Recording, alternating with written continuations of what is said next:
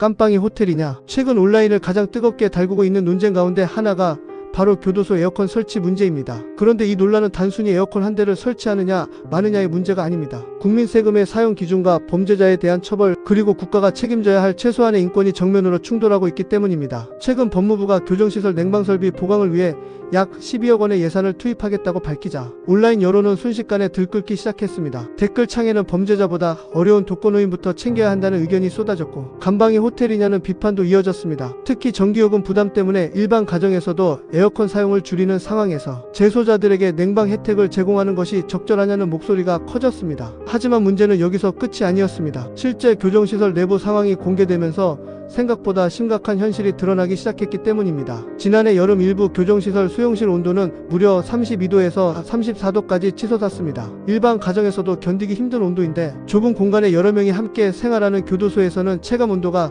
더욱 높아질 수밖에 없습니다. 실제로 공주교도소와 광주교도소, 영월교도소, 울산구치소 등 여러 시설에서 온열 질환자가 발생했습니다. 더 충격적인 사실도 있습니다. 지난 2016년 부산교도소에서는 재소자 2명이 하루 간격으로 열사병으로 사망한 사실이 뒤늦게 알려졌습니다. 단순히 덥다는 수준이 아니라 생명과 직결되는 문제가 이미 발생했던 것입니다. 그런데 많은 사람들이 오해하고 있는 부분도 있습니다. 이번 법무부 계획은 일반 수용실마다 에어컨을 설치하는 사업이 아닙니다. 노인이나 장애인 환자처럼 폭염에 취약한 수용자가 생활하는 수용동의 복도에 냉방 설비를 설치하는 것이 핵심입니다. 일부 과밀 여성 수용동도 포함되지만 대부분의 일반 수용실은 여전히 선풍기에 의존하게 됩니다. 현재 일부 교정시설에서는 전력 사용량 문제 때문에 선풍기를 50분 가동한 뒤 10분 정지하는 방식으로 운영하고 있는 것으로 알려졌습니다. 그렇다면 왜 이런 상황까지 오게 된 것일까요? 가장 큰 원인 가운데 하나는 과밀 수용입니다. 법무부 교정통계연보에 따르면 전국 교정시설 수용률은 이미 126%를 넘고 있습니다. 정원 3명인 공간에 5명 이상이 생활하거나 5인실에 10명 이상이 수용되는 경우도 적지 않은 것으로 전해집니다. 좁은 공간에 많은 인원이 몰리면 열이 빠르게 축적되고 여름철에는 사실상 거대한 찜통이 됩니다. 결국 냉방 문제는 단순한 편의시설 문제가 아니라